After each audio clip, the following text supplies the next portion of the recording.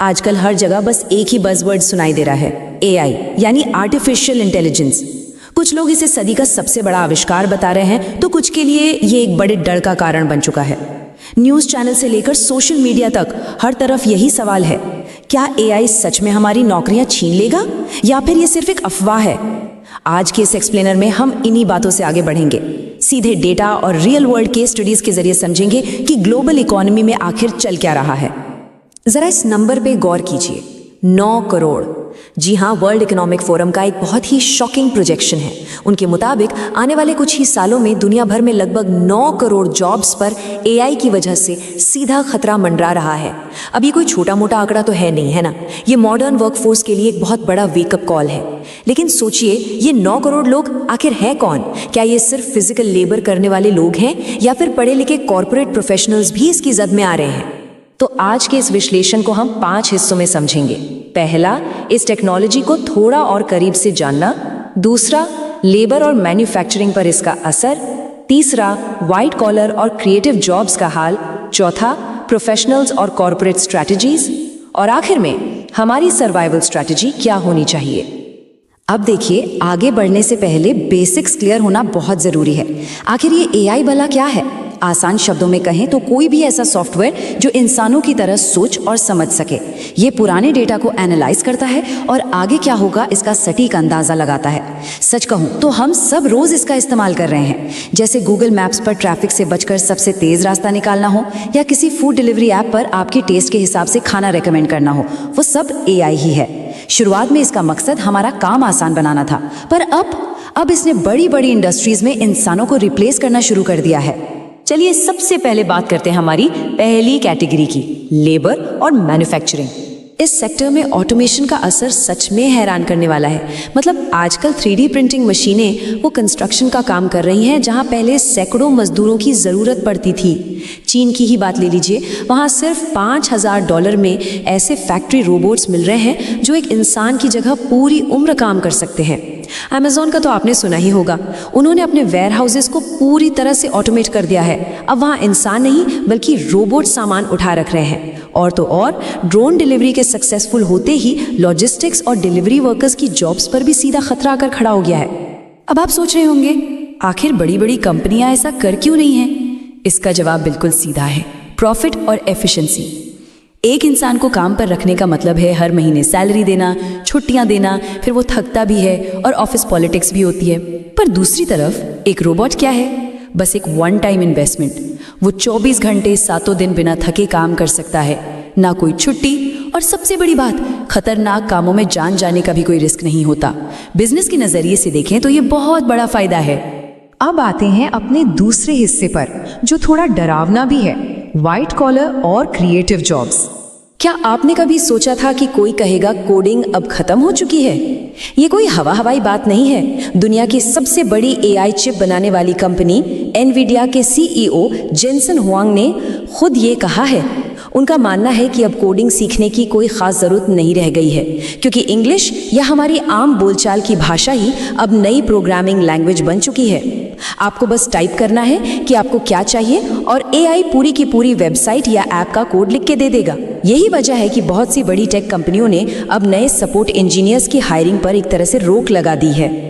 और जरा इस इंडस्ट्री के नंबर्स देखिए। ग्लोबल कॉल सेंटर इंडस्ट्री में करीब 1 करोड़ 20 लाख लोग काम करते हैं, लेकिन स्मार्ट चैटबॉट्स के आने के बाद से इस इंडस्ट्री का ग्राफ लगातार नीचे जा रहा है। 2024 में 5% की गिरावट आई, 2025 में ये 6% होने की उम्मीद है और 2027 तक ये आंकड़ा 8% तक गिरने का अनुमान है।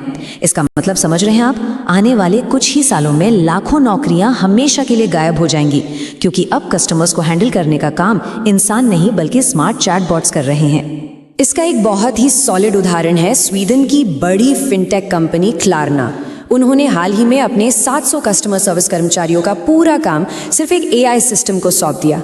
और रिजल्ट क्या निकला? जो प्रॉब्लम सॉल्व करने में पहले एवरेज 11 मिनट लगते थे, वो अब सिर्फ 2 मिनट में होने लगा है। अब आप ही सोचिए, जब किसी कंपनी को इतने बड़े स्केल पर मुनाफा और स्पीड मिलेगी तो वो भला नए लोगों को हायर क्यों करेगी? चलिए इस कहानी को थोड़ा और ऊपर ले चलते हैं, हमारी तीसरी कैटेगरी, प्रोफेशनल्स और कॉर्पोरेट स्ट्रैटेजी की तरफ। एक वक्त था जब लगता था कि चार्टर्ड अकाउंटेंट्स, लॉयर्स और आर्किटेक्ट्स की जॉब्स हमेशा सेफ रहेंगी, पर आज रियलिटी अलग है।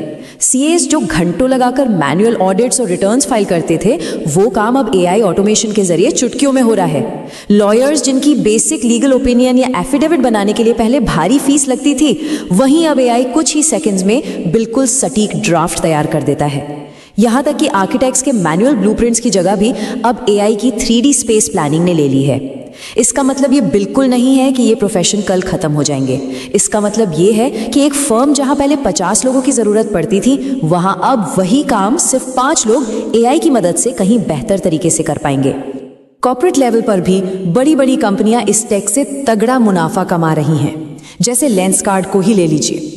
उन्होंने अपना नया स्टोर कहाँ खोलना चाहिए, ये लोकेशन डिसाइड करने का काम एआई को दिया और उनकी सेल्स प्रेडिक्शन एक्यूरेसी सीधे 95% तक पहुंच गई। अपोलो टायर्स ने टायर बनाने के रॉ मटेरियल को मिक्स करने का बेस्ट फॉर्मूला एआई से निकलवाया, जिससे उन्हें 8 से 10% मटेरियल की बचत हुई। और टाटा कंज्यूमर ने अपने रिसर्च एंड डेवलपमेंट में एआई का इस्तेमाल किया, जिसका नतीजा ये रहा कि 2024 में उन्होंने अपने नए प्रोडक्ट्स लॉन्च करने की स्पीड 3 गुना तक बढ़ा दी।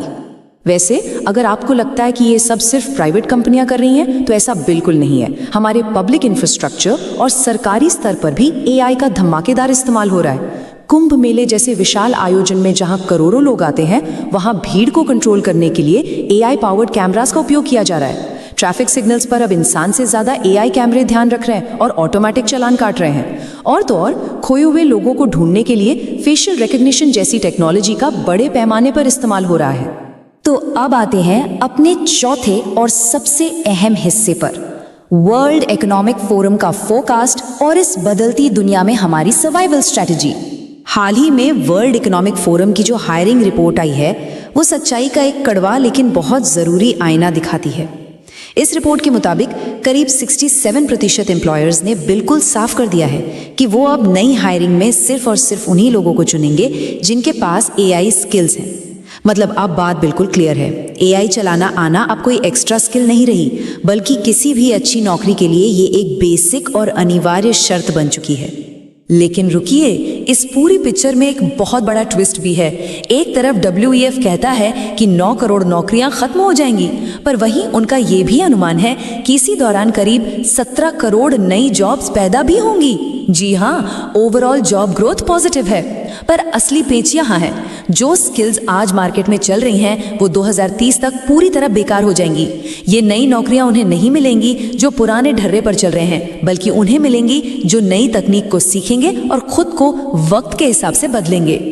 तो इस सिचुएशन में सेफ कौन है और खतरे में कौन? देखिए, जो लोग अपनी फील्ड के टॉप 1% एक्सपर्ट्स हैं, वो एकदम सेफ हैं। इसके अलावा जहां ह्यूमन टच यानी मानवीय भावना की जरूरत होती है, जैसे नर्सिंग, थेरेपी या योगा ट्रेनर्स, वहां एआई का बहुत ज्यादा असर नहीं पड़ेगा। खतरा सबसे ज्यादा उन्हें है जिनका काम बस एक ही चीज को बार बार रिपीट करना है, जैसे डेटा एंट्री, कॉल सेंटर्स या मिड लेवल कोडिंग। बाकी ग्रामीण अर्थव्यवस्था और भारी इंफ्रास्ट्रक्चर में इसका असर पूरी तरह दिखने में अभी 10 से 15 साल का समय लग सकता है, यानी वहां एक बफर पीरियड मौजूद है।